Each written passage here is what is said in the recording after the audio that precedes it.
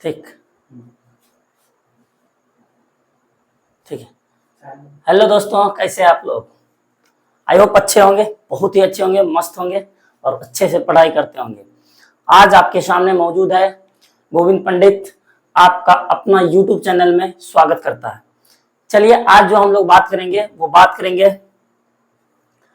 Tense को आगे बढ़ाते हुए हम लोग इस क्लास में मौजूद हुए हैं। चलिए, इस क्लास में जो हम लोग बातचीत करेंगे वो बात करेंगे पास्ट तक हम लोग खत्म किए थे।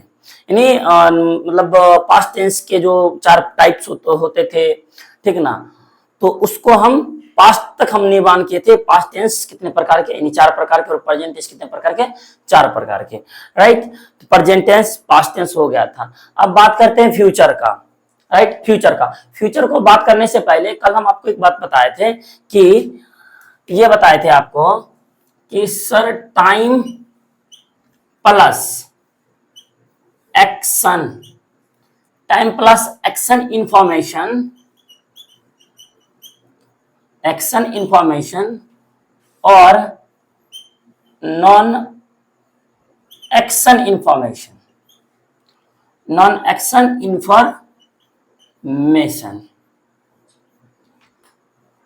हाँ, यानी टाइम प्लस एक्शन इंफॉर्मेशन और non action information is equal to, यानी आप कह सकते हो टेंस का जो निर्माण होगा वो टेंस जो बनेगा वो टेंस बनेगा टाइम प्लस एक्शन इंफॉर्मेशन या non action information tense. Tense का जो डेफिनेशन होता है वो होता है टाइम प्लस एक्शन इंफॉर्मेशन या non action information is equal to tense. हम लोग टेंस का डेफिनेशन ये रखे थे, ठीक। टेंस का मेरा डेफिनेशन ये हो जाएगा, action plus time, action information या non action information plus time is equal to tense, ठीक। यहां तक कोई बात नहीं था। अब देखिए, यहां तक में किसी को कोई दिक्कत भी नहीं है। कल हम बताए थे कि यदि कोई सिंपल सा, सीधा सा, एकदम जो सिर्फ और सिर्फ इंफॉर्मेशन देने का काम करे, वो जो बिल्कुल सीधा हो, और इससे पहले एक और बात बताए थे कि जिसका जैसा काम उसका वैसा नाम। तो कहने का ये मतलब था कि जो बिल्कुल सीधा हो, एकदम सिंपल माइंडेड का बच्चा हो, सिंपल बिल्कुल साधारण हो, तो उसको हम सिंपल प्रोसेस कह देते हैं। कौन सा प्रोसेस कह देते हैं? एक्शन टाइप में हम पढ़े थे, एक्शन का टाइप में पढ़े थे कि जो बिल्कुल सीधा वाला काम करे, अधूरा वाला काम करे, एकदम बिल्कुल सीधा सीधा रहे, किसी से कोई मतलब नहीं, तो उसको हम एक्शन मतलब एक्शन टाइप प्रोसेस में रखे थे कि वो जो है मेरा हो जाएगा, ये आपका हो जाता है सिंपल प्रोसेस या सिंपल टाइप एक्शन प्रोसेस या इंडिफिनिट प्रोसेस या सिंपल प्रोसेस कह सकते थे। अगर वही थोड़ा सा मूवमेंट हो जाए, काम गोइंग ऑन होना शुरू हो जाए, तो उसको हम कहते हैं कंटिन्यूअस प्रोसेस। और एक समय ऐसा आता है जब कोई चीज परफेक्ट हो जाता है और कोई चीज लगातार चलते रहता है, मतलब कुछ दूर परफेक्ट हो जाता है और कुछ दूर चलते रहता है, उसको हम कहते हैं completed plus going on process, मतलब परफेक्ट प्लस कंटिन्यूअस। परफेक्ट जो, अब मान लीजिए अभी हम इतना लिख दिया और हमको लिखना बाकी है, तो ये परफेक्ट और ये continuous, perfect plus continuous process. और एक समय ऐसा आता है जो पूरे बोर्ड लिखा जाता है और हम लोग कहते हैं कंप्लीटेड हो गया, मतलब परफेक्ट प्रोसेस। तो 4 टाइप प्रोसेस को हम एक्शन टाइप में कितने को देखे थे? सर 4 टाइप के एक्शन होते हैं। सिंपल या इंडिफिनिट कह सकते हो, या आप कह सकते हो कि कंटिन्यूअस, या फिर आप तीसरा हो जाता है आपका, हो जाएगा ये कंटिन्यूअस प्रोसेस, और चौथा हो जाएगा कंप्लीटेड प्लस गोइंग ऑन, मतलब क्या? Perfect continuous process. ये हम लोग एक्शन टाइप में देखे थे, ठीक ना। और action type plus time, time में हम क्या देखे थे? टाइमलाइन प्रोसेस में जो प्रेजेंट रहता है वही बीत के पास्ट बनती है और वही फ्यूचर प्रेजेंट बनती है, और यही सारा क्रियाक्रम चलते रहता है। हम लोग 2 कॉन्सेप्ट देखे थे। उसके बाद क्या किए थे? कॉन्सेप्ट 1 और कॉन्सेप्ट 2 को दोनों को ऐड कर दिए थे, तो टेंस का निर्माण हो गया था। मतलब कि टाइम प्लस एक्शन को जोड़े थे, तो मेरा टेंस का निर्माण हुआ था। आज हम लोग जब टाइम प्लस एक्शन को जोड़ दिए, यानी प्रेजेंट टाइम और एक्शन को जो 4 टाइप होते हैं, simple process, continuous process, perfect process और परफेक्ट कंटिन्यूअस प्रोसेस को अगर हम जोड़े थे तो मेरा टेंस का निर्माण हुआ था। यानी टेंस अगर प्रेजेंट को टाइम में प्रेजेंट लेते हैं और एक्शन में चारों को इसके साथ प्रेजेंट के साथ मैच करते हैं तो आता है कि सिंपल प्रेजेंट टेंस, जो सामान्य रहता है, जो सिंपल सा बना रहता है उसको हम simple plus tense, simple present tense. उसके बाद जो वर्तमान टाइम रहे और कंटिन्यूअस रहे, लगातार गोइंग ऑन रहे, तो उसको हम कहते हैं प्रेजेंट कंटिन्यूअस प्रोसेस। और एक समय ऐसा आता है जो परफेक्ट हो जाता है तो उसको हम कहते हैं present perfect plus tense equal to present perfect tense. उसके बाद फिर क्या किए कि प्रेजेंट परफेक्ट, वर्तमान में परफेक्ट, आप कुछ परफेक्ट हो गया और कुछ गोइंग ऑन चल रहा हो, प्रेजेंट परफेक्ट कंटिन्यूअस टेंस कहते हैं। तो कहने का मतलब हम लोग टेंस की भी देख लिए थे, यानी कॉन्सेप्ट 1 और कॉन्सेप्ट 2 को जोड़े थे तो मेरा कॉन्सेप्ट 3 निकला था, यानी टेंस का निर्माण हुआ था। अब जो है प्रेजेंट टाइम में जोड़े, प्रेजेंट टाइम में एक्शन के चारों टाइप को जोड़ दिए तो फिर वो मेरा प्रेजेंट टेंस का निर्माण हो गया, प्रेजेंट टेंस के चारों रूप का निर्माण हो गया। फिर हम क्या किए, यही प्रेजेंट विद के क्या बनती है, पास्ट बनती है। तो फिर पास्ट में चारों एक्शन को जोड़े, पास्ट मतलब जो भी प्रेजेंट है प्रेजेंट विद के पास्ट बनी, प्रेजेंट में चारों एक्शन को जोड़े और यही बात क्या बनेगी, पास्ट बनेगी, तो पास्ट टेंस का निर्माण हो गया था। अब जो हम बात करने जा रहे हैं वो फ्यूचर का बात करने जा रहे हैं। अब देखिए फ्यूचर, आपको पता है कि मेरा फ्यूचर का अगर मन में एक सवाल चलता होगा, जैसे कि हम लोग अभी क्या देखें कि टेंस का डेफिनेशन होता है टाइम प्लस एक्शन इंफॉर्मेशन या नॉन एक्शन इंफॉर्मेशन मेरा कहलाता है tense. For your kind information, आपके जानकारी के मुताबिक बताते चले कि भाई जो है ना future tense is not the part of tense. सुन के थोड़ा सा झटका लगा होगा, राइट? सुन के झटका लगाना, हाँ, सुन के झटका इसलिए लगा होगा कि व्हाट आर यू सेइंग, भाई क्या कह रहे हो तो, कि future tense is not the part of tense, future tense जो है टेंस का हिस्सा नहीं है। व्हाई, क्यों? आखिर प्रूफ कीजिए कि फ्यूचर टेंस जो है टेंस का हिस्सा क्यों नहीं है। तो चलिए लेट्स सी, हम लोग देखते हैं कि फ्यूचर टेंस जो है टेंस का हिस्सा नहीं है। अब देखिए हम आपको बताएं टेंस होने के लिए क्या चाहिए भाई, टेंस होने के लिए चाहिए आपका टाइम प्लस एक्शन प्रोसेस या नॉन एक्शन प्रोसेस होनी चाहिए। अब यहाँ पे देखना है हमें कि ये जो क्या कहते हैं फ्यूचर टेंस, या अब देखिए यही पर मेरा प्रेजेंट था, प्रेजेंट बीती तो क्या मेरा प्रेजेंट टाइम था, प्रेजेंट था, और प्रेजेंट बीती तो क्या बना सर, पास्ट बना। और पास्ट जब बीत जाती है तो क्या बनता है ये सर, पास्ट जब बीत जाती है तो ये बनता है मोर पास्ट, क्या भाई, हाँ मोर पास्ट बनता है। अब देखिए ये फ्यूचर होती है, यहाँ पे यही फ्यूचर क्या होती है, प्रेजेंट बनती है। फ्यूचर आके प्रेजेंट बनती है, प्रेजेंट आके पास्ट बनती है, पास्ट जब बीतती है तो मोर पास्ट बनती है। अब हमें ये बताइए कि अभी हम एक चीज लेते हैं, उदाहरण लेते हैं, एग्जाम्पल लेते हैं। अब हमको ये बताइए कि हम बताए हैं time plus action equal tense या non action equal tense, time plus action या non action equal to tense. तो आप हमें ये बताइए, जैसे हम आपको कहेंगे कल हम पढ़ाएंगे, तो आप हमें ये बताइए कल हम पढ़ाएंगे, कल तो आएगी, टाइम तो होगी, बट ये श्योरिटी है, ये गारंटी है कि कल हम पढ़ाएंगे, हो सके कल महफिल में हम ही ना हो तो फिर वो कैसे पढ़ाएंगे, किसी कारणवश, किसी तकनीकी कारणवश कल की क्लास नहीं ले पाए तो कल तो आएगी ही आएगी, कल का आना रुकेगा नहीं, टाइम तो चलती है, टाइम चलते ही रहेगी। और लेकिन ये बताइए क्या गारंटी है कि कल वो काम होगा, कल वो काम नहीं भी हो सकता है। और जब नहीं हो सकता तो हम कैसे कह सकते हैं कि फ्यूचर मेरा टेंस है, क्योंकि आपने टेंस का डेफिनेशन पढ़ चुके हैं, टाइम प्लस एक्शन या non action information is equal tense. But time तो हो रही है, एक्शन होने की कोई गारंटी तो है नहीं। जब एक्शन होने की कोई गारंटी नहीं रहे तो how can you say that future tense is the part of tense. You are not saying this way, आपको इस तरीके से कहना गलत होगा कि future tense is the part of tense, future tense जो है टेंस का हिस्सा है। अगर हिस्सा होता तो कल काम भी मेरा होगा, हम 100% श्योर रहेंगे कि कल काम मेरा होगा ही होगा। हाँ, जैसे हम लोग कह देते हैं कल हम तुम्हें पढ़ा देंगे, कल हम क्लास लेंगे। कल हम क्लास कैसे ले सकते हैं सर? नहीं ले सकते हैं। क्यों ले सकते हैं? हो सकता है, गारंटी नहीं है कि कल क्लास हम लेंगे ही लेंगे। कल टाइम होगी, टाइम तो आएगी ही आएगी, लेकिन ये हम गारंटी नहीं दे सकते हैं कि कल क्लास होगी ही होगी। हाँ, हम लोग मान लिए हैं कि कल क्लास होगा। थोड़ा सा वो क्या कहते हैं, हम लोग इसको ये कर लिए, मान लिए हैं कि कल क्लास होगा, एजम्पशन कर लिए हैं। कहता है ना फ्यूचर टेंस, फ्यूचर टेंस जो है क्या है? ओपिनियन है, अजम्पशन है, ख्यालात है कि हम लोग मान लेते हैं कि ये चीज होगा, कल पापा आएंगे।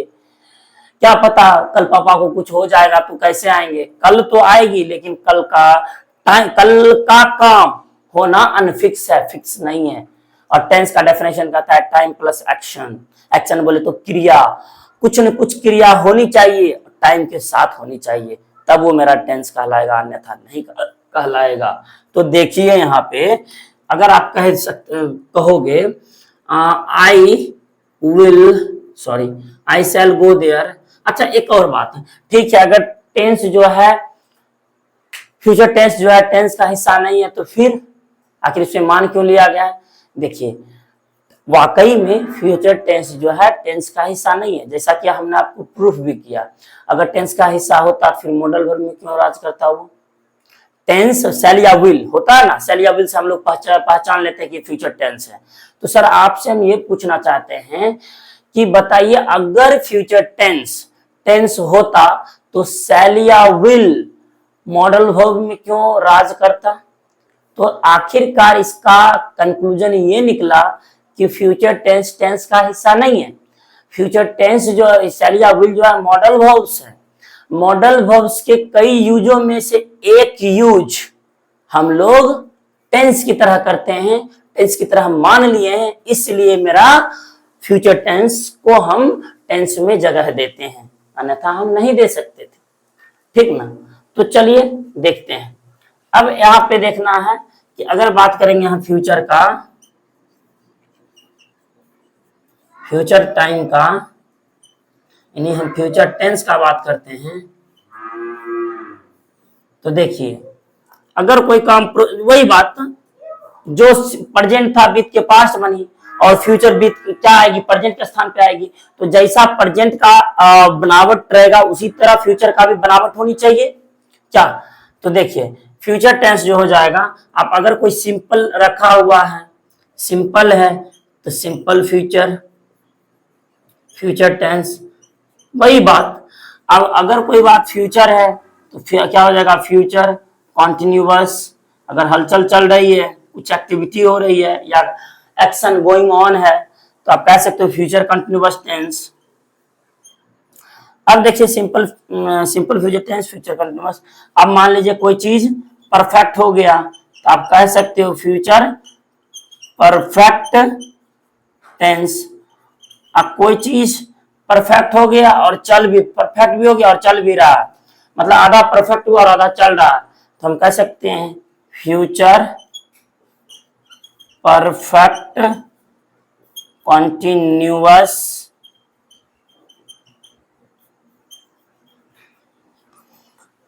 Future perfect continuous tense. यानी आप कह सकते हो, जिस प्रकार हम सिंपल प्रेजेंट टेंस में चार देखे थे, एक्शन के चार टाइप्स होते थे, और कॉन्सेप्ट वन और कॉन्सेप्ट टू को जोड़ने से टेंस का निर्माण हुआ, सेम यार पास्ट में भी वही हाल और फ्यूचर में भी वही हाल। तो कहने का मतलब हम लोग तीनों को देख लिए कि सिंपल प्रेजेंट, यानी प्रेजेंट टेंस का भी चार रूप, पास्ट टेंस का भी चार रूप, और फ्यूचर टेंस का भी चार रूप हम लोग देख लिए। चलिए, आई होप इसे आप पहले लिख लीजिए, उसके बाद फिर हम आगे बढ़ते हैं। ठीक, लिखिए।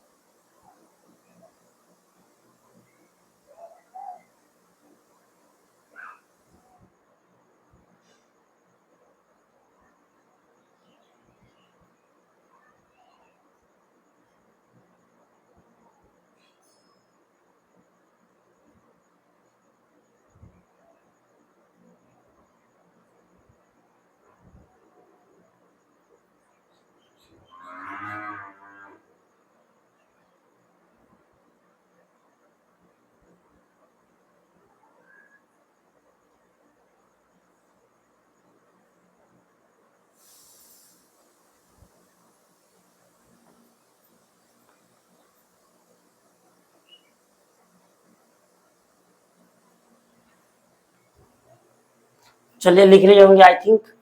ओके, अब अगला हम कॉन्सेप्ट देते हैं।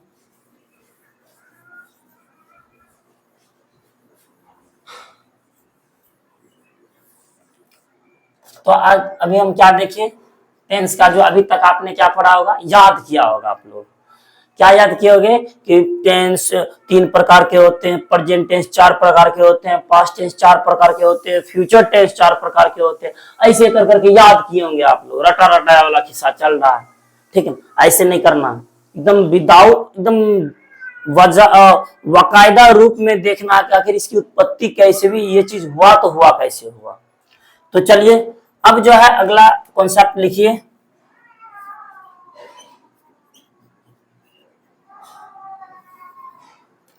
एक होता है वर्ब कॉन्सेप्ट,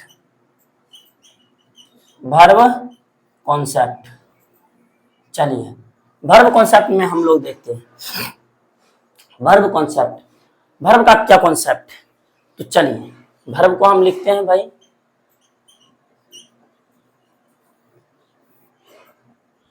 वर्ब को लिख दिए। आपको पता है वर्ब कॉन्सेप्ट में थोड़ा सा वर्ब के बारे में अच्छे से जान लेते हैं। वर्ब कितने प्रकार के होते हैं सर? वर्ब 2 प्रकार के होते हैं, मुख्यतः 2 प्रकार के वर्ब होते हैं। कौन कौन सा वर्ब होते हैं भाई? हेल्पिंग वर्ब और मेन वर्ब। हेल्पिंग वर्ब और मेन वर्ब, यस। यानी हम लिख सकते हैं हेल्पिंग वर्ब और मेन वर्ब।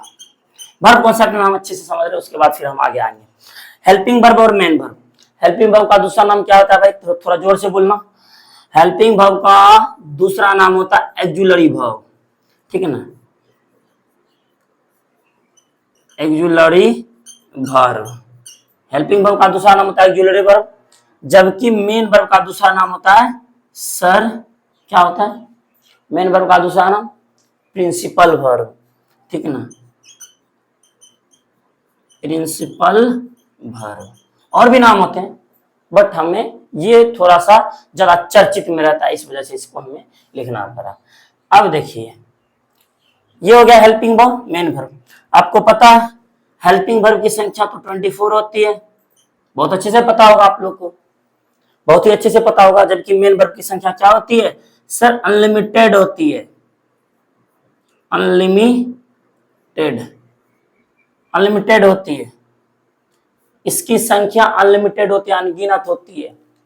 अब इसकी जो संख्या अनगिनत होती है वो हम देख लेते हैं। तो इतना लिख लिए, यानी वर्ब में वर्ब 2 प्रकार के, मेन वर्ब और हेल्पिंग हेल्पिंग वर्ब और मेन वर्ब। मेन वर्ब का दूसरा नाम है एक्जुलरी वर्ब, जिसकी संख्या 24 होती है, और मेन वर्ब और प्रिंसिपल वर्ब जिसकी संख्या सर अनलिमिटेड होती है। ठीक, आई होप लिख लिए अच्छे से। इसको मिटाते हैं।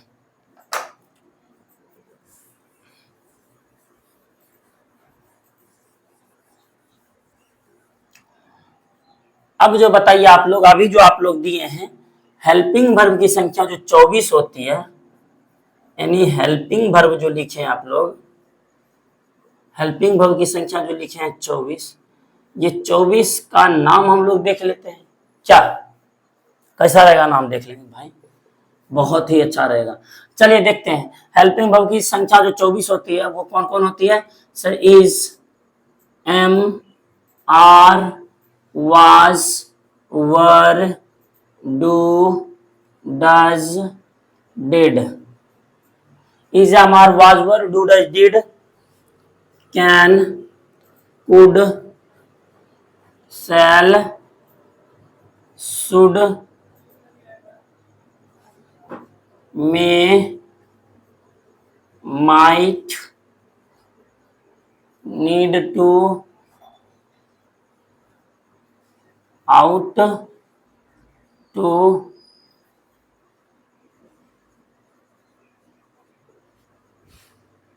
used to, dare to, shall, और शैल लिख दिए, विल लिखे, will will will,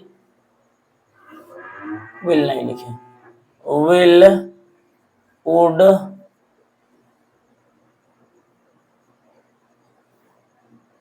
must, 1 2 3 4 5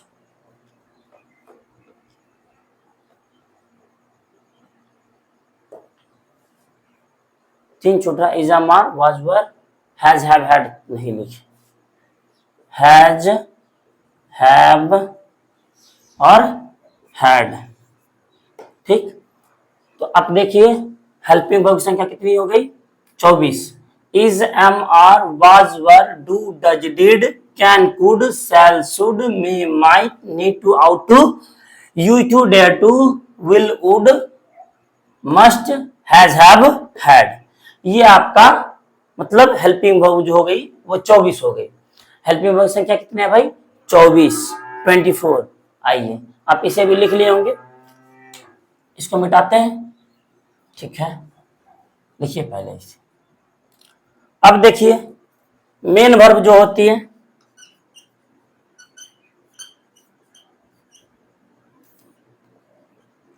main verb, देखिए मेन वर्ब में क्या होता है भाई? मेन वर्ब का एक टाइप होता है और एक फॉर्म्स होता है। मेन वर्ब का क्या हुआ? टाइप्स और एक फॉर्म्स। ठीक है ना, मेन वर्ब का टाइप और फॉर्म्स। टाइप में क्या हो जाता है? मेन वर्ब का टाइप कितने प्रकार के होते हैं? मेन वर्ब के टाइप कितने होते हैं सर? 2 टाइप होते हैं। कौन कौन? तो जोर से, ट्रांजिटिव वर्ब, ट्रांजिटिव वर्ब, और दूसरा जो होता है वो आपका होता है sir intransitive verb, intransitive verb.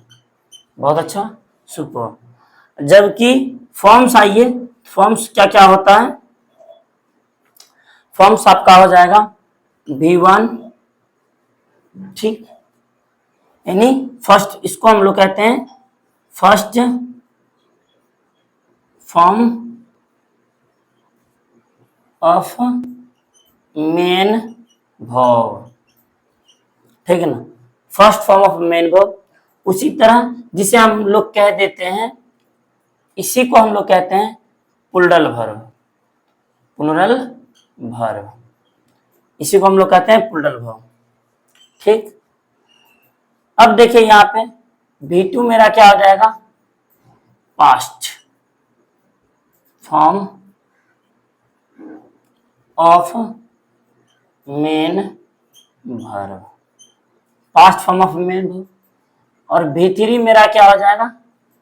ये हो जाएगा sir perfect, perfect form of main verb, perfect form of main verb. अब आइए बात करते हैं V4 का, यानी वर्ब का चौथा रूप का बात करते हैं। तो हम इसको कह सकते हैं कि continuous, continuous form of main, continuous form of main verb, यानी मेन वर्ब का कंटिन्यूअस फॉर्म। और V5 को अगर हम लोग कहते हैं तो हम कह सकते हैं singular, singular form of main verb, singular form of main verb. यानी मेन वर्ब के दो, मेन वर्ब के टाइप्स होते हैं और एक्शन होते हैं। मेन वर्ब के क्या होते हैं सर? टाइप्स होते हैं और एक्शन होते हैं। मेन वर्ब के टाइप 2 होते हैं। कौन कौन? Transitive verb, intransitive verb. जबकि एक्शन जो होते हैं, इन सॉरी इनका जो फॉर्म्स होता है 5 होता है। V1 को हम कहते हैं first form of main verb, यानी जिसको हम प्लूरल वर्ब भी कहते हैं। V2 को हम लोग कहते हैं वर्ब 2 का past form of main verb, main verb का पास्ट रूप। ठीक है, और V3 को हम लोग कहते हैं perfect form of main verb, main verb का परफेक्ट रूप। और चौथा को हम लोग कहते हैं V4 को continuous form of main verb, main verb का कंटिन्यूअस फॉर्म। ठीक है ना, और V5 को हम लोग कहते हैं singular form of main verb, main verb का सिंगुलर सिंगुलर रूप। अब एक बात आप थोड़ा सा ध्यान दीजिएगा, थोड़ा सा प्लीज। ये कि एफओआम फॉर्म, एफओआम फॉर्म, फॉर्म मतलब होता है भाई जो होता है ना वो आप कह सकते हो रूप, और एक होता है FROM फ्रॉम, मतलब होता है से। थोड़ा सा ध्यान दीजिए, एकदम ध्यान दीजिए। ठीक, अब देखिए यहाँ पे कि V1 V2 V3 यानी V4 V5 हो गया। अब एक नोट करके भाई लिखना है, थोड़ा सा इसको पहले लिख लीजिए, उसके बाद लिखेंगे हम लोग अच्छे से।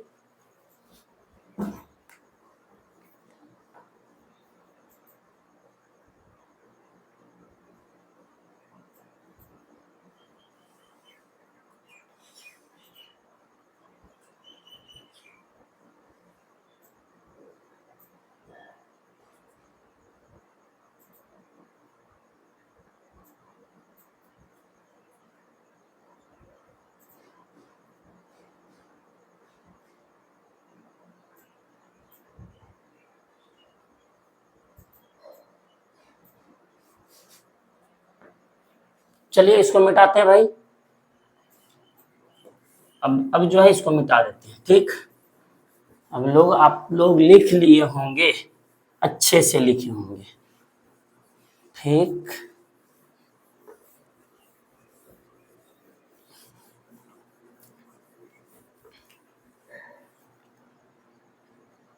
चलिए अब एक नोट करके यहाँ पे लिखिए। ठीक, verb helps to identify the tense. Verb helps to identify the tense. Tense को आइडेंटिफाई करने के लिए वर्ब क्या करता है? मदद करता है। टेंस को आइडेंटिफाई करने के लिए वर्ब मदद करता है। वर्ब मदद करता है टेंस को आइडेंटिफाई करने के लिए। आइए देखते हैं कैसे ये जो है इसको मदद पहुंचाता है। जैसे अगर हम कह दे I read a book, I read a book. अब बताइए हम इसका आई रीड अ बुक, आई मेरा क्या हो गया? सब्जेक्ट हो गया। अब कहिए सर हमको तो सब्जेक्ट पढ़ा ही नहीं, हम कैसे समझे कि आई सब्जेक्ट है? तो कोई बात नहीं, सारा चीज होगा, हर वो चीज होगा। ऐसे मेरे पिछले वीडियो में भी सब्जेक्ट वर्ब यानी बेसिक टर्म्स ऑफ इंग्लिश के का क्लास एक सीरीज लिया गया है, जिसमें कि वही 6, 7, 8 क्लास होगा। उसे आप कर लेने के बाद आपका सारा बेसिक क्लियर हो जाएगा वहां से। लेकिन फिर भी कोई बात नहीं, हम लोग यहाँ अच्छे से पढ़ेंगे फिर से पुनः। अब देखिए यहाँ पे कहता है आई रीड अ बुक, लेकिन फॉर द टाइम बिंग के लिए वी हैव टू, ये मेरा क्या है कि सर सब्जेक्ट है। ठीक, अब देखिए आई रीड अ बुक, मैं एक किताब पढ़ता हूं, मैं एक किताब पढ़ता हूं। अब बताना बाबू ये कि रीड मेरा कैसा हुआ? V1 हुआ। रीड मेरा कैसा है? V1 है। वर्ब मेन वर्ब है। सबसे पहले तो इसको ऐसे करके लिखो, रीड मेरा मेन वर्ब है, रीड मेरा मेन वर्ब है। मेन वर्ब का क्या रूप या टाइप? सर टाइप है, ये रूप है। तो मेन वर्ब का कौन सा रूप है? सर V1 है। V1 को हम लोग क्या कहते हैं? सर पुल्डल वर्ब कहते हैं, पुल्डल वर्ब कहते हैं। अच्छा मेन वर्ब, अच्छा पुल्डल वर्ब इसको कह दिए। ये किसको शो करता है सर? प्रेजेंट टाइम को शो करता है, यानी PRESENT। V1 और V5 दोनों प्रेजेंट टाइम को शो करता है। ये सर प्रेजेंट टाइम को शो करता है। ये जब प्रेजेंट टाइम को शो करता है, यानी प्रेजेंट टाइम को शो करता है, तो हमें बताइए आप कि मैं एक किताब पढ़ता हूं, मैं एक किताब पढ़ता हूं, ये प्रेजेंट को शो किया। और मैं एक किताब पढ़ता हूं, तो जब मैं एक किताब पढ़ता हूं तभी मेरा काम पढ़ना पूरा हो गया, अधूरा है? जब मेरा चल रहा है काम अभी गोइंग ऑन है, हम किताब पढ़ते हैं, मेरा काम पूरा नहीं हुआ। जो चीज पूरा हो जाता है उसे हम कहते हैं डिफिनिट, जो चीज नहीं पूरा होता है उसे हम कहते हैं इनडिफिनिट। राइट, डिफिनिट और इनडिफिनिट। अब बताना है बाबू कि ये काम तो मेरा पूरा हुआ नहीं। जब ये काम पूरा हुआ नहीं तो फिर इसको हम कैसे कह सकते हैं? इसका नाम क्या क्या रख सकते हैं? हम बताए थे जिसका जैसा काम उसका वैसा नाम। ये काम अभी पूरा नहीं है, मतलब मैं एक किताब पढ़ता हूं, मेरा काम अभी पूरा नहीं हुआ है, इसलिए मैं एक किताब पढ़ता हूं। अब बताना, इसीलिए तो हम इसको कह सकते हैं present, present INDEFINITE, present indefinite tense. Help कर दिया ना भाई? Verb helps to identify the tense. Tense को आइडेंटिफाई करने के लिए वर्ब हमें काफी मदद पहुंचाती है। यानी हम कह सकते हैं प्रेजेंट इंडेफिनिट टेंस, यानी मेन वर्ब है, मेन वर्ब का फॉर्म्स है, V1 का फॉर्म्स है, प्लूरल वर्ब है, इसे हम प्लूरल वर्ब भी कहते हैं। और प्लूरल और ये V1 जो है किसको दिखाता है, प्रेजेंट टाइम को दिखाता है, इसलिए इसे हम क्या कर दिए, प्रेजेंट इंडेफिनिट टेंस। और ये काम अधूरा है, किताब अभी पढ़ना पूरा नहीं हुआ है, इसलिए ये मेरा क्या इंडेफिनिट है, इंडेफिनिट है, इस वजह से हम क्या कह दिए, प्रेजेंट इंडेफिनिट टेंस। कोई दिक्कत नहीं होनी चाहिए। चलिए एक और एग्जांपल लेते हैं हम लोग। आई am reading a book, I am reading a book. अब आप बताइए ये कौन सा टेंस है सर, बताइए तो। अब आप लोग बताइए कौन सा टेंस है सर, हम बताएं ये कौन सा टेंस है। अरे भाई कौन बताए, कौन बताए, raise your hand please, raise your hand please, इसे कौन बताएंगे। I am reading a book, you. Okay बताओ, बताइए आप। सर हम बताते हैं, आप नहीं बताओगे। अब देखिए एम जो मेरा कौन सा वर्ब है, एम कौन सा वर्ब है सर, आपको बताए थे एम जो है हेल्पिंग वर्ब है। हेल्पिंग वर्ब कितने होते हैं सर, थोड़ा जोर से, 24 हेल्पिंग वर्ब होता है।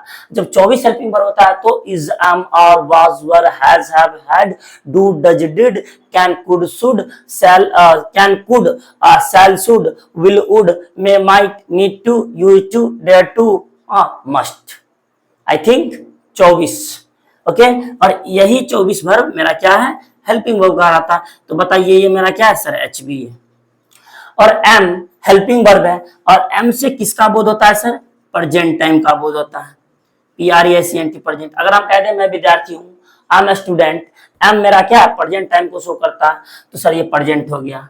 अब बताना रीडिंग, रीडिंग कौन सा रूप सर, कौन सा रूप, मेन वर्ब का कौन सा रूप। सबसे पहले ये कैसा वर्ब है सर, मेन वर्ब है, यानी एम भी है, एम भी को मेन वर्ब, मेन वर्ब है। और मेन वर्ब का टाइप या रूप सर, रूप कौन सा रूप, कंटिन्यूअस फॉर्म, कंटिन्यूअस फॉर्म, इसलिए इसका नाम क्या रख दिया, कंटिन्यूअस, CONTINUOUS।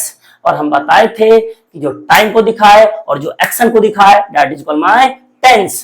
तो प्रेजेंट कंटिन्यूअस टेंस, क्या भाई हो गई ना। चलो, तो कहने का मतलब कि सर फाइनली हम लोग वर्ब से टेंस को आइडेंटिफाई करना सीख गए। और इसका एग्जांपल कल हम और देंगे, don't worry for it, don't worry for it कि सर 2 ही एग्जांपल दिए थे, ऐसा कुछ भी बात नहीं है। हम और भी एग्जांपल देंगे, कल देंगे, यानी अगली क्लास में देंगे, because we have to go there. हाँ, हमें जाना है, इसलिए आज की क्लास यहीं पे खत्म करते हैं। कैसा लगा क्लास, आप अपने कमेंट में जरूर बताएंगे, जरूर बताइएगा भाई, एकदम जरूर बताना है, तो बताना है, ठीक ना। आपको क्लास कैसा लगा, ठीक, अपने दोस्तों के साथ अगर अच्छा लगा थोड़ा सा मार दीजिए लाइक एक बार, ठीक ना। ओके, और बाकी हम लोग अच्छे से बेसिक से पढ़ते जाएंगे। जो भी आपके दोस्त यार हैं, जो भी दोस्त सर्कल में हैं, उनको बताइए कि आखिर भाई चल क्या रहा है यहाँ पे, अच्छे से बताइए। और फिर मिलते हैं कल, तब तक smart, good night, bye bye, see you, take care, love you all. हाँ, अच्छे से मन से पढ़ाई कीजिए। मम्मी पापा जो आपसे उम्मीद कर चुके हैं उनकी उम्मीद पे खड़े होइए, और एक अपने आप में वो वजूद बनाइए कि नहीं भाई हम भी कुछ हैं, हम भी इस दुनिया में बोझ पैदा नहीं हुए, हम भी कुछ कर सकते हैं, ठीक ना। अच्छे से पढ़ाई कीजिएगा, जरूर कुछ कीजिएगा, और जरूर कहीं ना कहीं सफल हो ही जाइएगा। कहता है ना, सरस्वती कभी उधार नहीं होती है, सरस्वती जिनके पास है वो कभी उधार नहीं होता है, ठीक ना। तो अभी क्या होता है कि आप अच्छे से मन से, सिर्फ और सिर्फ आप स्टूडेंट लाइफ का एक ही काम है, मन से पढ़ाई करना, एकदम मन से पढ़ाई करना। अगर आप सही से गवर्नमेंट जॉब की तैयारी कर रहे हैं तो अच्छे से पढ़ाई कीजिए, किसी को ठगिए मत। आपको लगता होगा हम किसी को ठग रहे हैं, तो ठग आप नहीं रहे हैं, किसी को ठगा खुद रहे हैं, ठीक ना। और अपनी ये बात जितनी जल्दी आप स्वीकार कर लीजिए उतना ही जल्दी बेटर है। अगर आपके जीवन में कुछ उथल पुथल होता है ना, तो इसका जिम्मेदारी आप खुद हैं। अगर कुछ अच्छा होता है, इसका भी जिम्मेदारी आप खुद हैं। किसी के कुछ करने या होने से होता नहीं है, आपके करने या होने से होता है। अगर आपके जीवन में कुछ टेंशन होती है तो बिकॉज ऑफ यू, अगर आपके जीवन में खुशियां आती है तो बिकॉज ऑफ यू। मतलब खुशी का हकदार भी आप है और दुख का हकदार भी आप है। इसलिए आपसे रिक्वेस्ट है, विनती है कि प्लीज घर पे अच्छे से मन से पढ़ाई कीजिए। कहता है ना, शरीर के लिए, शरीर की बनावट के लिए चले जाओ जिम, और पढ़ाई के लिए चले जाओ लाइब्रेरी, और मन की शांति के लिए चले जाओ प्रभु के शरण में। तो फिर आपका लाइफ देखिए, फिर और दूसरों की तुलना में बिल्कुल डिफरेंट हो जाएगी। अच्छे से मन से पढ़ाई कीजिए। Thank you. जय हिंद, जय भारत।